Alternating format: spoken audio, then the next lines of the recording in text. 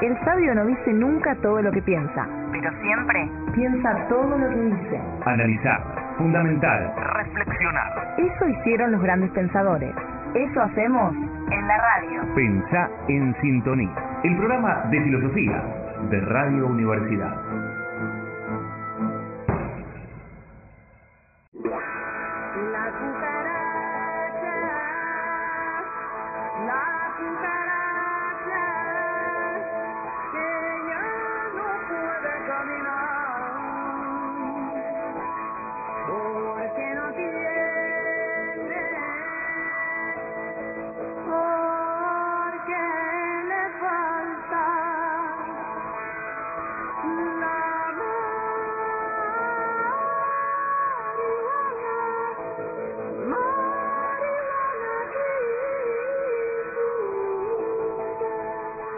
Edipo no es aquel que no sabía, sino, por el contrario, aquel que sabía demasiado.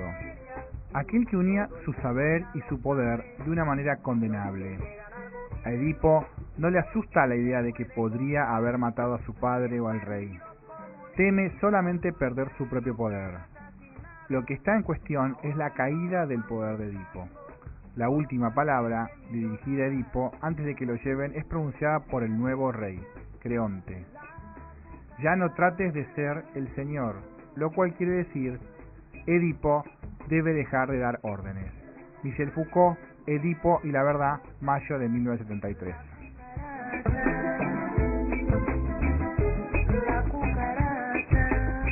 Fue la Junta de Naciones a poner Muy buenas noches. Empezamos con un textazo de Foucault para que te pongas en sintonía. Muy buenas noches, bienvenidos a Pensá en Sintonía, el programa de filosofía de la radio de la Universidad Nacional de La Matanza. Un programa de filosofía abierto, por supuesto, a toda la comunidad, pero que intenta principalmente acompañar a los ingresantes en la materia de filosofía. Hoy nos acompañan Augusto Romano, acá estoy. Augusto Romano y también Martín Chicolino. ¿Cómo están? Hola a Martín? todos, ¿cómo andan? En el control Matías, hola Matías, y quien les habla Andrés Dileo, todos profes del curso, seguramente nos tendrás y nos podrás pedir autógrafos cuando estemos ahí con vos. Bueno, muy buenas noches a todos, bienvenidos. Recuerden que estamos, ¿por dónde, Martín? Nos pueden encontrar Estamos también en Facebook, nos pueden encontrar en Facebook directamente, nos pueden encontrar en el mail, pensansintonía@yahoo.com.ar, y tienen que estar atentos a las consignas en tiempo real que vamos a estar dando para que se puedan ganar algún libro hecho por profesores, editado por la facultad. Así es, así que sí, mantenete en el Facebook porque hay consignas y hay premios, y por supuesto, si querés preguntarnos algo, ahí estamos en el Facebook para que nos consultes. Mandá tu solicitud de amigo a nuestro Facebook, así te damos la aceptación. Muy bien, ¿de qué vamos a hablar hoy? Hoy vamos a hablar de polis y filosofía. Bueno, casi nada, digamos. O sea, Sí. dos conceptos fáciles, digamos. Sí. Polis y filosofía, muy bien. Filosofía y polis, la relación. La primera parte siempre nosotros tratamos de construir algo en base al manual que tenemos cuando damos el curso de admisión, y estos temas por lo general los vamos tratando juntos. Son estas dos palabritas también muy fuertes, griegas, que venimos heredando: polis y filosofía. Filosofía es una palabra que nosotros ya venimos trabajando porque la conocemos más. Polis a veces no tanto, aunque en realidad si la tenemos que traducir, generalmente decimos ciudad, estado. Hoy en día uno diría, ¿por qué no la traducimos por política y ya está? Es decir, o como dominio de lo común. Claro, polis en relación a la política, y ya sabemos que política tiene una dimensión amplia, no es solamente un partido político. Hablamos de proyectos de un pueblo, de construcciones sociales, hablamos tal vez de ciertas ideologías, o sea, toda la complejidad que tiene lo común y lo social, los problemas comunes, que cuando uno hace política sabe que se está refiriendo no a un problema individual, particular, sino que tiene que ver con problemas comunes de una sociedad, de un pueblo. Y obviamente filosofía, ya sabemos que tiene que ver con cierta amor al saber, amor a la sabiduría, pensar el mundo, pensar la realidad, pensar la verdad. Bueno, todas construcciones muy espectaculares, pero que de alguna manera en Grecia, allá por el siglo V, qué sé yo, las podemos ir pensando como juntas, tal vez antes del siglo V. ¿Qué quiere decir que las pensamos como juntas? Que cuando uno hace filosofía, no puede dejar de pensar en la política. O sea, uno hace algo también del orden social cuando hace filosofía. ¿No? Uno no piensa para sí mismo. El pensar es social también. Lo mismo que uno diría cuando uno hace arte, de alguna manera no hace una poesía para leerla él solo. O no hace una obra, un cuadro para guardarlo en el sótano. Hace un cuadro para... Algunos borradores sí se guardan, porque dan vergüenza. Pero generalmente uno hace algo para otro. Y de alguna manera pensar se piensa con otros, y la política es hacer algo con otros, ¿no? Y es el gran desafío, no solo desde la antigüedad, creo que en la modernidad también se trata de pensar cómo salto de esa especie de fantasía del individuo a lo social. O me quedo con el individuo y cada uno hace lo suyo, o vamos a un mundo común, a un mundo social. Así es. Martín. Sí, bueno, para seguir en el mismo argumento de Augusto, si recordamos lo que hablamos siempre del ingreso, que un acontecimiento del orden del pensamiento, como el comienzo de la filosofía, y un acontecimiento del orden político, como el nacimiento de la polis, se dieron en el mismo siglo VII a.C., y esto no es casualidad. Sería absurdo pensar que es casualidad. Y para seguir, Sócrates no como filósofo, Platón como filósofo, no estaban en la casa solos, sentados con sus libritos escribiendo, sino que Sócrates iba al ágora, Sócrates hablaba con los poderosos, hablaba con los jefes del ejército, con los jueces, con los poetas, con los sacerdotes. Si uno quiere investigar qué es la belleza, y bueno, tiene que ir a hablar con los poetas. Si uno quiere saber qué es la valentía, y tiene que ir con el general. Si uno quiere saber qué es la justicia, tiene que ir al ágora a hablar con el juez.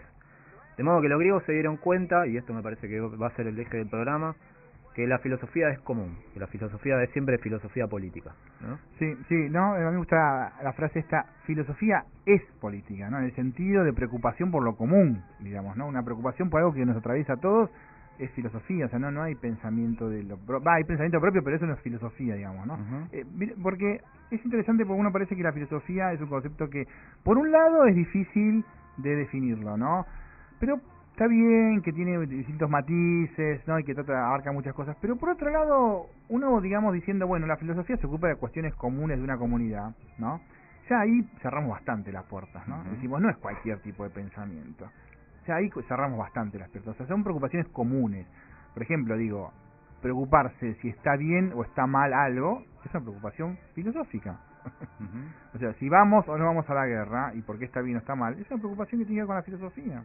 Exactamente, así que qué es lo bueno, qué es lo malo, es una preocupación, digo, como ejemplo, no es una preocupación que nos atraviesa a todos. Esa es una pregunta filosófica. Sí, podríamos pensar que o bien la filosofía va atravesando todos los lugares, o bien la política va atravesando todos los lugares. Y que se puede pensar van de la mano, como una, ¿no?, progrediente y regrediente, como dos líneas que se cruzan. Porque cuando un científico está pensando en una vacuna o en resolver un problema de una enfermedad, de alguna manera eso tiene que ver con un bien social, tiene que ver con la política, tiene que ver con la salud de una población. O sea que él no está en el laboratorio solito, aislado del mundo. ¿No? Sí, son representaciones que habría que desmontarlas, ¿no? Digo, nosotros hacemos mucho hincapié en esta idea de que uno trae esta idea del filósofo en el castillo de cristal, alejado del mundo, pensando... Puede ser que esté en un momento pensando alejado en silencio, porque bueno, para leer hay que leer en silencio, para pensar que leer en silencio, pero uno no quiere decir que viva permanentemente ahí, ¿no?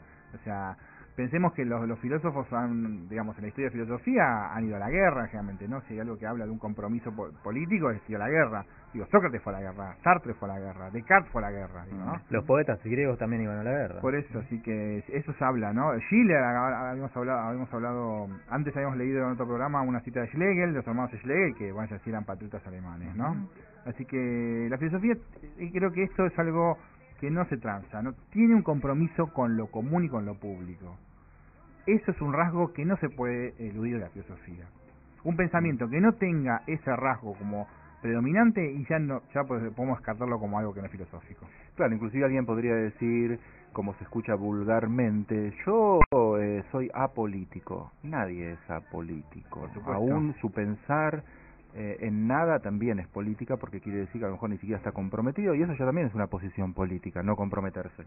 Exactamente. La no política es una forma muy fuerte de hacer política, ¿no? Digo porque en los filósofos o en los científicos muchas veces está eso, como que la verdad es tan trascendente que no se mezcla con el mundo. Claro, y es un error. Y es como un error, ¿no? Porque la verdad que uno todo el tiempo está mezclado con los problemas cotidianos. Exactamente. Sí, uno puede no gustarle un partido político, una cara política, puede, pero de ahí a ser apolítico es como ser ahumano, me parece, ¿no?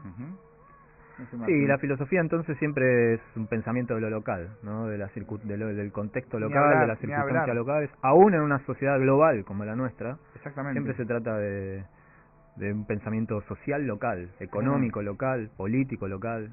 Sí, de identificar una problemática coyuntural y por supuesto excederla, ¿no? No quedarse en esa coyuntura, ¿no?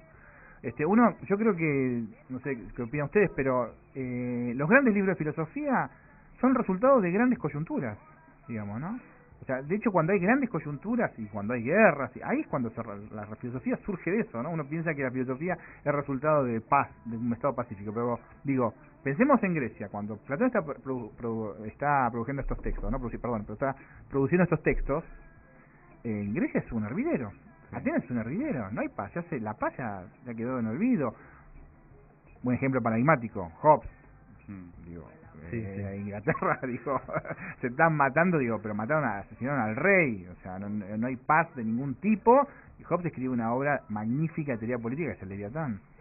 ¿No? Me parece que siempre se hace filosofía pensando también en el acontecer histórico. Por supuesto, por esto que dice Martín, que tiene que ver con lo local, con las circunstancias, y no de qué estamos pensando. Pensar es sobre algo, y es pensar sobre tu comunidad. Los griegos creo nos han enseñado eso, ¿no? Inclusive las crisis. Exactamente. Muy bien, bueno, te dimos algunas pautas, me parece, para empezar. Quédate, que parece que va a ser un programa interesante. Recordá que estamos en Pensar en Sintonía, el programa de filosofía de la radio de la Universidad Nacional de La Matanza, los jueves de 23 a 24. Hoy estamos con Augusto Romano, Martín Chicolino y quien les habla, Andrés Dileo. Quédate ahí, vamos a un corte y enseguida volvemos. Pensá en Sintonía. El programa de filosofía de Radio Universidad. En nuestra polis también hay otras voces. Pensá en Sintonía @yahoo.com.ar. Facebook.com/Pensá en Sintonía.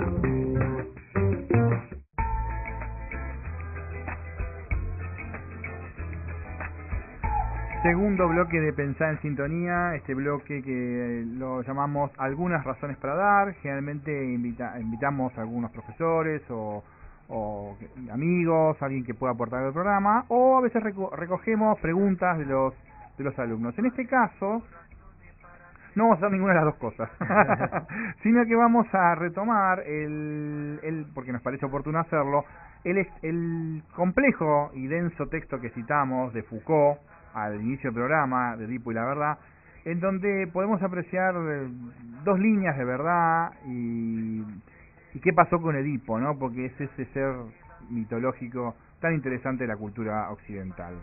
Así que eso vamos a tratar de hablar de eso. Por supuesto seguimos hablando de la filosofía de la polis, ¿no?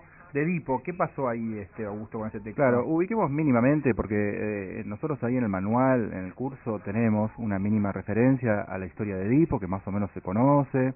Edipo que sobre él pesa una especie de maldición, una terrible maldición, pero que ya viene de antes, a causa de un problema puramente sexual, ético, ¿no? El rapto de Layo al hijo de un poderoso, sí, que había abusado, que abusa de él, había abusado. El niño de vergüenza se suicida y el padre clama a los dioses venganza, claro, sí. Y los dioses responden. Claro, o sea que ya Layo venía marcado por una maldición que su hijo Edipo lo iba a matar, por lo cual él necesita sacárselo de encima a su hijo Edipo. Y como siempre ocurre en estas tragedias griegas, que son muy muy importantes de ver todo el trasfondo y cierta paradoja, ironía que se juega detrás, que es que en tanto uno se quiere alejar de ese destino, en realidad se está acercando. Quiere decir que Layo, al sacar a su hijo del medio, al llevarlo al bosque, que lo maten, en realidad se está acercando a su destino, porque como todos sabemos, para hacerlo un poquito más simple y reducirlo, Edipo después termina matando a Layo y acostándose con su madre.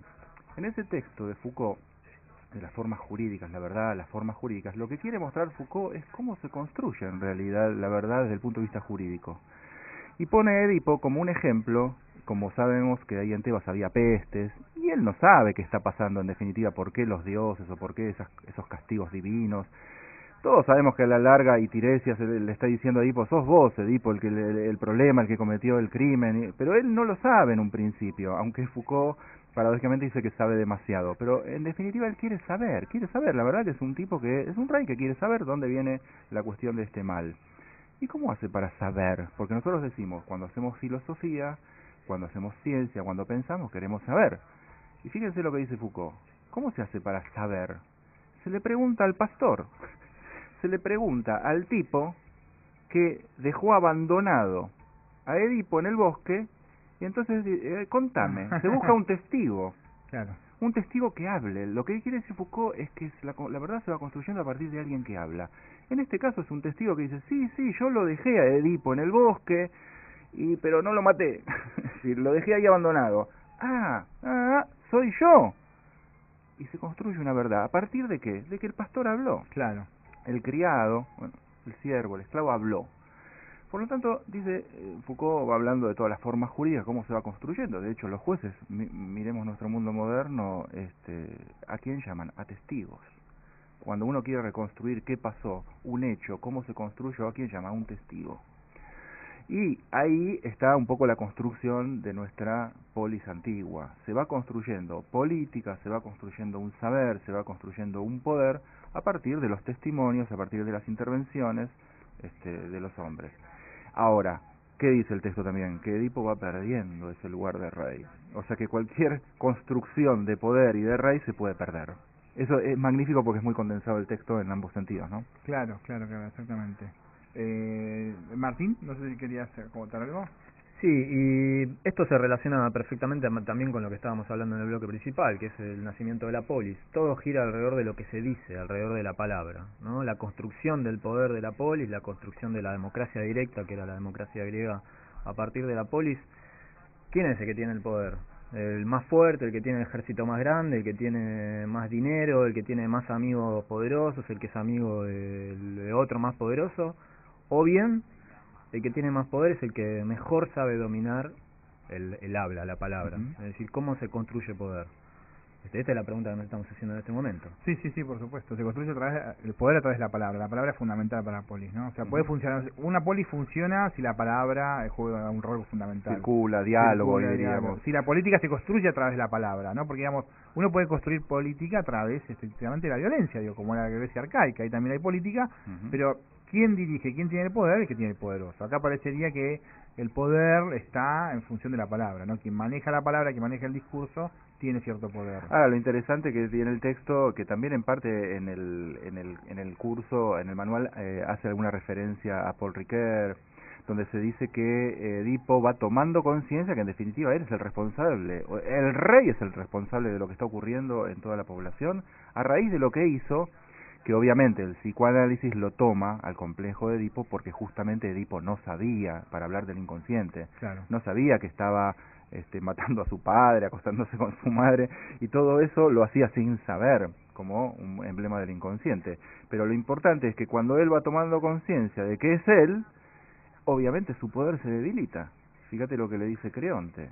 ¿Qué le dice? Ya está, vos no podés dar más órdenes. No des más órdenes. Claro. Es decir, un hombre puede terminar debilitado en su poder. ¿Por qué no? ¿Por qué decimos que el poder es algo tan absoluto? No, los hombres, en nuestra historia tenemos infinidad de gente que ha tenido poder, entre comillas, y que no lo tiene más.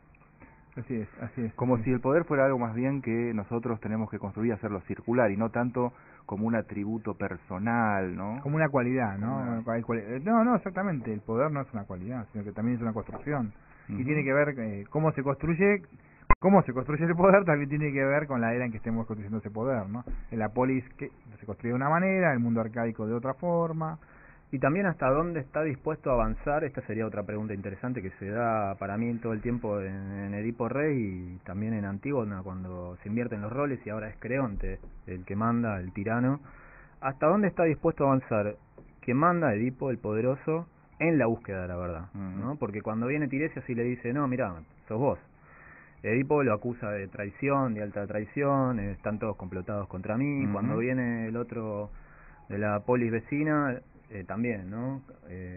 Están complotando, todo esto es un juego contra mí. Entonces, si es cierto que el poder se construye, que la verdad se construye socialmente a partir de la palabra, también, hasta qué punto quien está en el poder está dispuesto a ir hasta las últimas consecuencias, ¿no? Edipo acepta la verdad cuando ya no puede hacer nada, cuando ya se le vino todo encima. Ahí dice, bueno, sí, al final, sí, tenían razón, fui yo, pero Bueno, ya no puede nada, ya no hay nada que hacer. Pero lo acepta porque Lo acepta. se arranca los ojos. Se arranca los ojos. Lo acepta de qué manera, ¿no? De qué manera trágica lo acepta. Muy bien, recordá que estamos en Pensá en Sintonía, el programa de filosofía de la Radio Universidad, va los jueves de 23 a 24, estamos con Augusto Romano y Martín Chicolina hablando de la polis y filosofía. Nos vamos con un tema de Martín. Vamos con el Cuarteto de Nos. Buenísimo. Todos pasan por mi rancho y vamos a ver qué pasa. Ahí. Así es.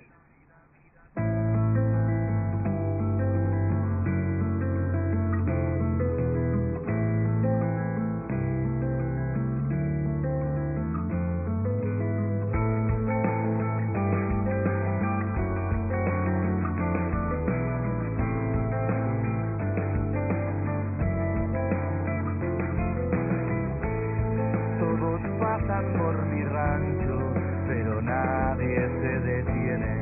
Siempre algún temor les viene, que con nada los engancho.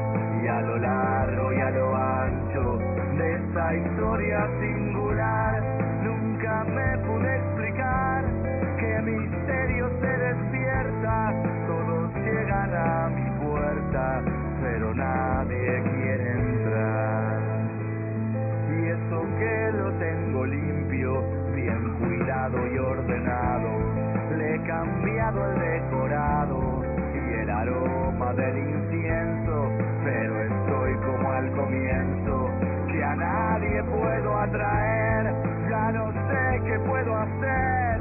Un buen sitio es el que brindo, todos dicen que está lindo y no se atreven a meter.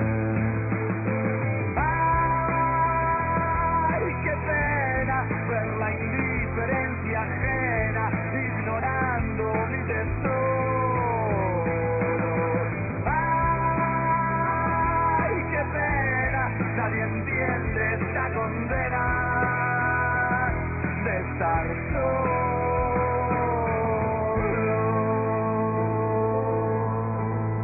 Cuando estoy desesperado, cierro sin llave la puerta, dejo la ventana abierta, a ver si entra un trasnochado, pero nadie se ha asomado, ni por equivocación, ni siquiera un vil ladrón, o una inocente incauta, y esta intriga ya me pauta, quién me echó esta maldición.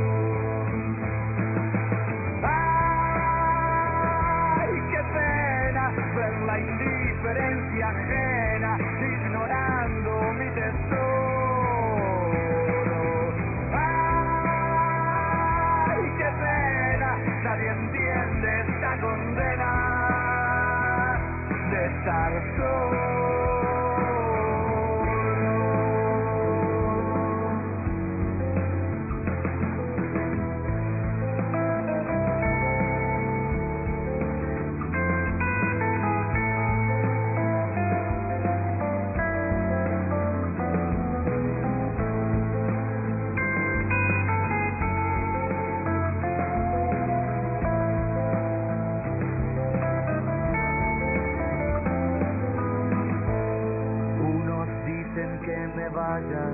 Que me mude a otro lado y yo sigo acá sentado porque pienso dar batalla a esta sarta de canallas, y es que no puedo aceptar morirme sin descifrar por qué causa o qué carancho todos pasan por mi rancho.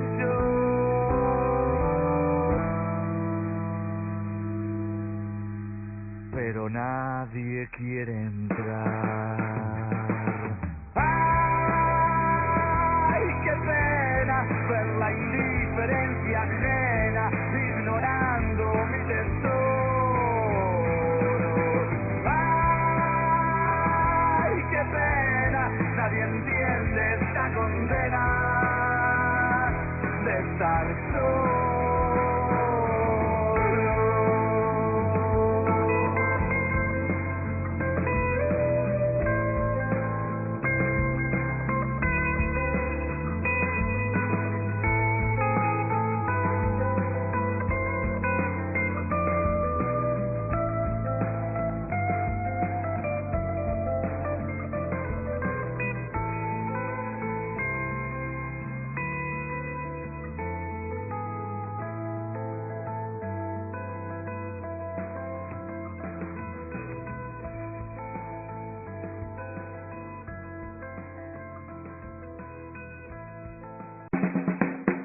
Todo hombre es mortal. Sócrates es hombre. Por lo tanto, a Sócrates le gusta el dulce de leche. Pensá en sintonía. El programa de filosofía de Radio Universidad.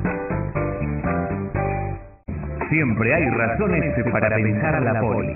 Pensá en sintonía. El programa de filosofía de Radio Universidad.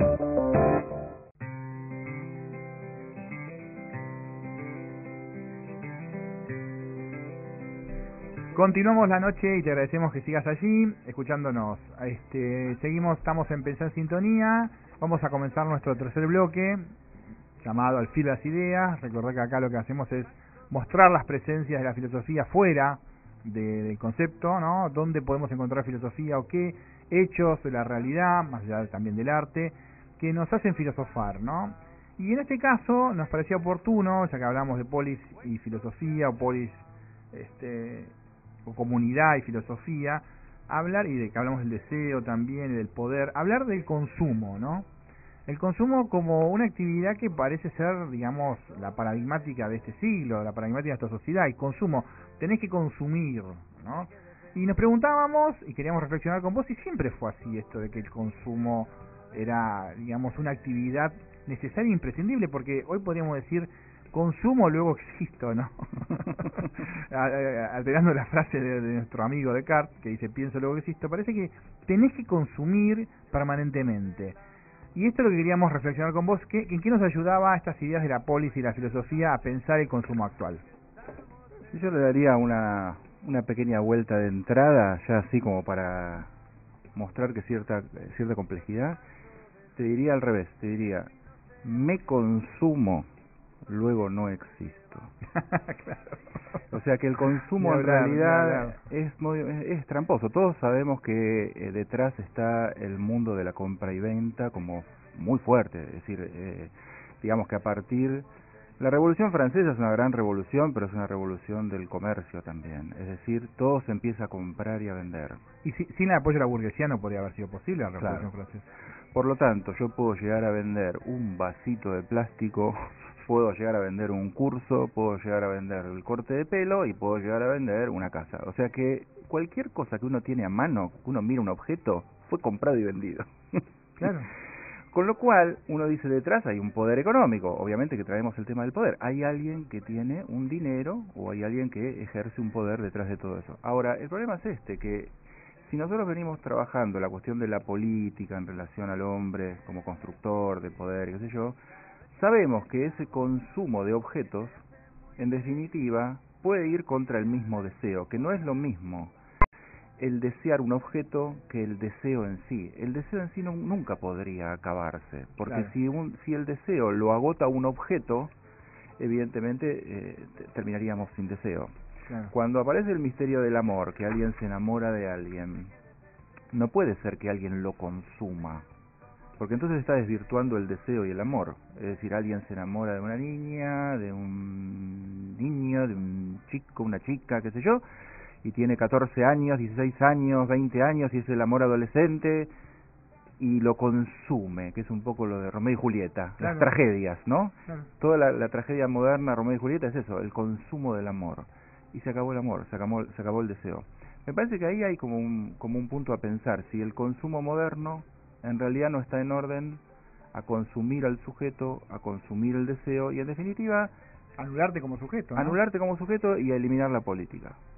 O sea, en tanto vos estás comprando y vendiendo, no sos un sujeto político, sos un sujeto sujetado al deseo de otro, porque el otro quiere que vos consumas o te consumas.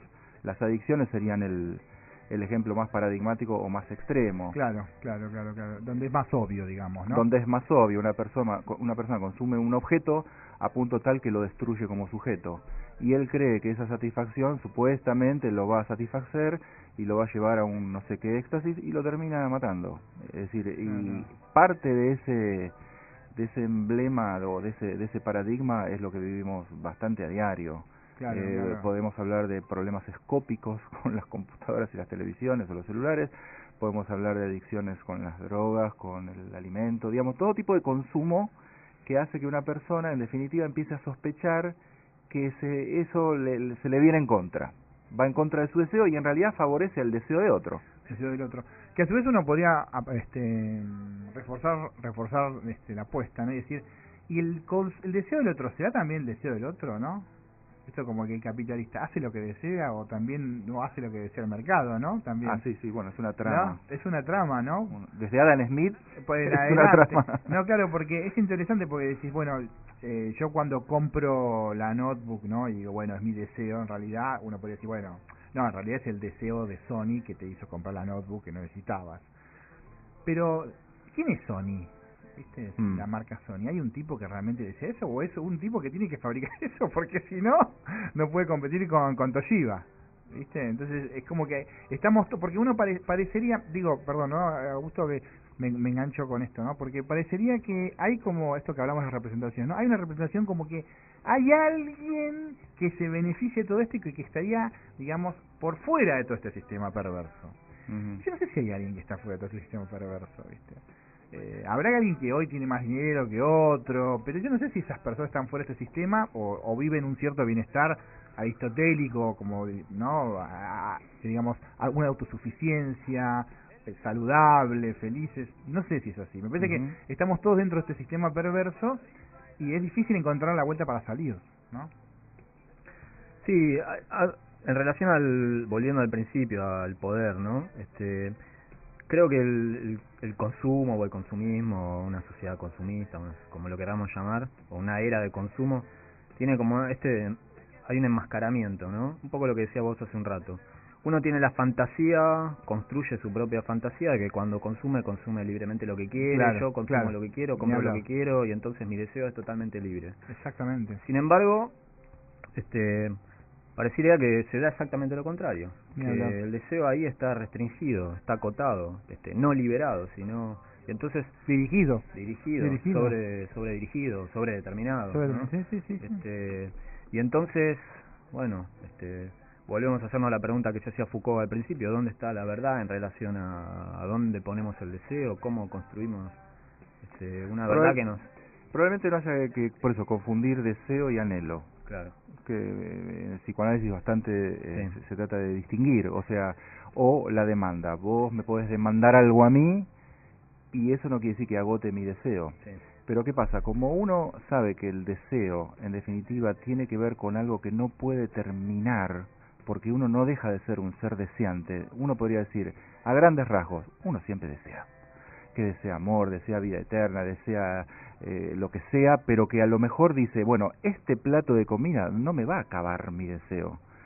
Esta gaseosa, este objeto no me acaba en mi deseo. Claro. Ahora, cuando uno cree que sí, porque el mercado te dice, si vos consumís estos 10 productos, no sabés la felicidad que vas a tener, y tu deseo se va a aplacar. Y bueno, es mentira, ya sabemos. Porque en definitiva, ser sujetos deseantes nos hace seres políticos, nos hace querer cambiar la realidad, modificarla, intervenir sobre la realidad. Si alguien me opaca en mi deseo, y bueno, no me levanto a la mañana. O sea, si yo no tengo para qué, no tengo con quién, si no hay un otro con quien construir, creo que justamente como estaba el texto de la música que estábamos escuchando, claro, que si nadie entra a mi rancho, bien la época de donde el individualismo ganaba, es decir, cada uno está en su rancho y nadie entra al rancho del otro. Creo que vivimos esa época de cierta construcción individual donde cada uno se salva solo, donde no está el otro, donde en definitiva, si no hay un otro, no hay deseo. ¿A quién voy a desear? Me deseo a mí mismo. ¿Sí? Claro, eso, quiero poner énfasis en eso, ¿no? Augusto, que vos recién dijiste, que lo habíamos hablado en el corte, esta necesidad del otro para desear. Claro. No, qué interesante. Si no hay un otro, no hay deseo. Y la política es eso, ¿no? Es vida con otros. Es deseo puro, digamos. Es discusiones, debates, ideas. Puro, exactamente. Y bueno, en la filosofía hubo debates de ideas terribles. Exactamente. Bueno, muy bien, recordá que estamos en Pensá en Sintonía. Este es nuestro tercer bloque. Todos los jueves de 23 a 24 nos puedes encontrar acá. Te agradecemos por estar ahí. Y Martín, ¿dónde nos pueden encontrar también? Nos pueden buscar en Facebook, Pensá en Sintonía. Envía tu solicitud de amistad. Sí. nos pueden hacer cualquier pregunta allí, escribir lo que quieran, comentar lo que quieran, cualquier cosa absolutamente. En el mail también, pensaensintonía@yahoo.com.ar. Así es, estamos ahí también. Y aquí en la radio. Y aquí en la radio estamos, y sí, también en el aula. Muy bien, nos vamos entonces ahora con un temazo, ¿no? De el Indio. El Indio Solari, To Beef or Not To Beef. Ahí está. Para que recibas tu hamburguesa calientita, fresca y hecha tal como tú lo ordenas. Entonces muchos se vinieron para este lado. Alerta a todos los fumadores. Se está acabando el tequila. Se está acabando el tequila.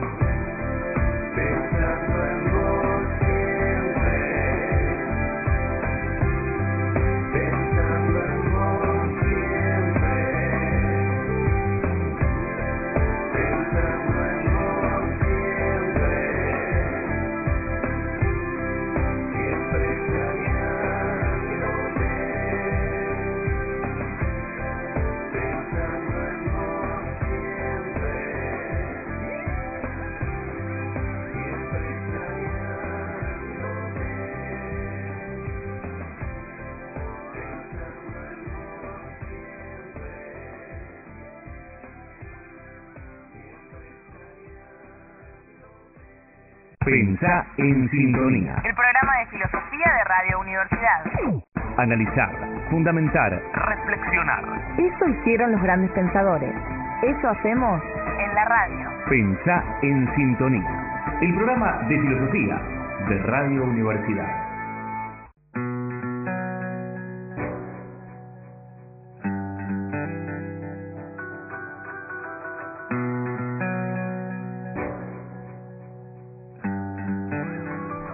Bueno, hemos llegado al final de Pensó Sintonía, último bloque. Gracias por estar ahí. Quizás te estás por ir a dormir, quizás estás preparando para salir, quizás estás laburando. Pero bueno, gracias por escucharnos. Esperamos poder beneficiarte en algo en este curso, que puedas rendirlo exitosamente, que puedas entrar a la carrera. Te estamos esperando acá adentro. Vamos a cerrar el programa con algunas conclusiones generales de lo que hemos visto. Me parece muy interesante ese tema del consumo, ¿no? Recordar que el de consumo y deseo, si lo que consumís es realmente tu deseo, el poder y la filosofía. Así que bueno, no sé quién quiere empezar. No, pensar que cuando hablamos de filosofía, de polis, que nosotros lo traducimos por política, en realidad lo que estamos tratando de ver es que cada uno en su lugar, en su posición, en su situación social, toma una posición política, que en definitiva no habría que identificarlo estrictamente con partidos políticos, que en realidad es una herramienta estructural de las democracias modernas, donde uno necesita cierta formalidad para elecciones y demás, y estructuras orgánicas. Pero sabemos que el ser es un ser político, el ser humano, que en realidad cada construcción que uno hace, cada posibilidad que uno tiene de actuar en la vida, tiene que ver con un cierto poder, sea que alguien está ejerciendo algún cargo en una empresa o en una universidad, son cargos políticos. Uno dice determinados lugares de poder más allá de los partidos políticos, y ahí hay una responsabilidad social, una responsabilidad de cada uno de pensarse a sí mismo como un ser político, cuestión que es media extraña, porque cuando uno dice yo quién soy, jamás uno dice yo soy un ser político. Uno dice yo soy un hombre, un padre de familia. ¿Cómo un ser político? Un ser político que está construyendo con otros realidades de poder y que tiene que ver con su palabra, con su participación, con su deseo, si está siendo sujeto del deseo de otros, si está siendo anulado en su deseo, qué proyectos tiene, cuáles son los... Sí. No, digo, ¿cuánto daño hacen estas ilusiones implantadas por el mercado, ¿no? De sujetos autónomos, independientes, que no le deben nada a nadie, que se construyen solos, ¿no? ¿Cuánto daño nos hacen? No tanto como seres humanos, porque nos deshumanizan, como sociedad, porque es una ilusión, digamos, que se beneficia, en todo caso, el mercado. Sí. ¿No? O que la política es alguien, lo hacen otros, la política, yo no tengo nada que ver con eso. Yo soy una persona, ¿sabés? No tengo nada que ver, me formé solo. Nadie influye sobre mi vida, yo consumo lo que quiero, leo lo que quiero y bueno, son todas trampas. Son todas trampas, ¿no? Que es bueno desmontarlas y hacerse cargo de ellas. Sí, yo me quiero, para cerrar, quedar con un par de frases mientras estamos acá y sonaba la música. Se me ocurrieron un par de cosas para decir en relación a eso. En relación a lo que estuvimos hablando antes también, ¿no? Que la conclusión es que el poder y la verdad y el deseo también tiene que aparecer el otro, ¿no? El otro tiene que estar ahí porque se construye con el otro. Y el tema del Cuarteto de Nos dice, el tesoro está en el rancho del otro, ¿no? El tesoro, la riqueza de un pueblo, de una sociedad, la riqueza política, no está solo en mi rancho, no soy yo solo el que tiene el tesoro. El otro también tiene su tesoro, ¿no? Y hay que ir a meterse al rancho del otro porque ahí está, ¿no? El otro no es un monstruo que vive en el rancho, sino que ahí hay un tesoro. Y después en el tema del indio, gira siempre en torno al consumo, ¿no? Habla de la comida, de qué va a comer, de qué sé yo, dice, a la hora de consumir, ¿no? A la hora de almorzar, dice, a la hora de consumir, es decir, al momento del consumo, al momento en el que uno consume, come, ¿no? O sea, le entran las cosas que vienen de afuera. Dice, leen el Evangelio según Hitler a la hora de consumir, ¿no? Y bueno, podemos relacionarlo con esto, ¿no? El Evangelio según Hitler, que es el Evangelio del consumo, podríamos decirlo, ¿no? Esta idea de optar el deseo, ¿no? Cuando nos dicen qué tenemos que desear, dónde tenemos que desear, dónde está nuestro verdadero deseo. ¿Cuándo desear, no? ¿Cuándo desear? ¿A quién no? desear? Claro, ¿no? Claro. ¿No es eso el Evangelio según Hitler, no? Claro, está muy bueno, ¿no? Claro, porque parecería, por ejemplo, hasta, ¿cuándo desear, no? Y bueno, los fines de semana es para desear. En la semana trabajás, el fin de semana descansás, haces lo que querés, la tenés que pasar mal la semana, sí. para el fin de semana pasarle mal, ¿viste? ¿De dónde salieron todas estas cosas? Bueno, de un mercado, porque yo insisto, yo no creo que haya un señor que se favorezca con todo esto. Puede ser, ustedes me dirán, bueno, hay alguien que sí, que tiene varias casas y una cuenta bancaria mucho más grande que la mía, está bien, Pero no se trata de eso. No, creo que vamos allá. Yo creo no que la trata- problemática del hombre, en tanto ser deseante, que no podemos sustraernos a eso, que somos seres deseantes, es que no estamos completos. No estamos completos. Entonces, el hecho de que vos creas que algún objeto te va a completar es una fantasía de no encontrarte con tu deseo. En definitiva, escapar al deseo implica que no te querés encontrar con que no sos completo. Ni hablar. Entonces, está muy bueno si un eso. objeto te viene a completar, vamos con el objeto. Después sabes que no te completa nada. Claro. El objeto hace lo que tiene que hacer. Es un objeto que se consume. Es una Exactamente. comida, es un cigarrillo. Se consume el objeto. Pero vos también te consumís con el objeto. Vos no estás completo ahí. Justamente sostenerse en el deseo como seres incompletos hace que pueda aparecer el otro. Exactamente. Porque el otro me acompaña en mi incompletud, yo en la incompletud del otro. Nos acompañamos en cierta fragilidad del hombre, ¿no? Así Donde es. ninguno es un dios, podemos decir. No, ni un acabado. Sí, yo con respecto a esto suelo decir que ¿cuál es la diferencia entre una clase de filosofía, ¿no? y una secta, ¿no? Que digo, ¿por qué esto es una clase de filosofía? Porque uno entra acá y la idea es que ustedes se vayan con más preguntas. Un poco con el deseo pendiente, ¿no? Avivar ese deseo, encaminar ese deseo, fortalecerlo en todo caso, fortalecerlo, no obturarlo. Soportarlo. Ayudarlos a que ustedes lleven ese deseo adelante, a llevar la pregunta adelante. ¿Y qué hace una secta? Obtura ese deseo permanentemente. Evangeliza, ¿no? Siguiendo al Indio Solar y exactamente, denuncia claro, evangelios, lo que vos ¿no? decías esto de matar el deseo, ¿viste? Si vos entras a un lugar y te responden todo, y flaco salí, ¿viste? Porque te metiste en una secta mal. Sí, tal cual. Si vos te fuiste y decís, no, yo ya sé que el universo qué es, qué tengo que hacer, con quién me tengo que casar, sé todo, sé dónde termino, toda la vida, y estás complicado, ¿viste? Entraste a una secta. Ahora, si vos entraste a un lugar y saliste con más preguntas y con más deseo del que entraste a una clase de filosofía. Ojalá que sea esto así. Probablemente en el mundo en un momento estuvo esa ilusión de una secta mundial, donde el mercado era la respuesta a todo. Claro, exactamente. Ni hablar.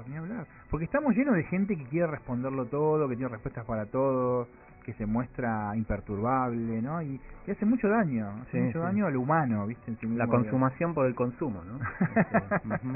Así es. Bueno, esperemos que te haya gustado este tema, esperemos que lo hayas consumido, bueno, el chiste medio, tengo que hacerlo, ¿viste? Que hayas consumido el programa. Recordá que estamos todos los jueves de 23 a 24 en FM 89.1, es un programa de filosofía.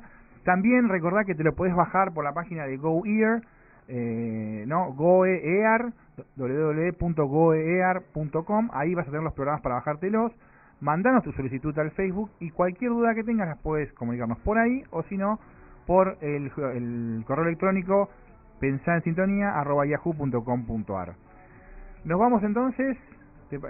Saludos, Augusto. Chau, adiós. Y Martín, muchas gracias. Buenas noches para todos. Muchas gracias, Matías, y no se olviden de estudiar y de sintonizar el jueves que viene el programa. Saludos a todos.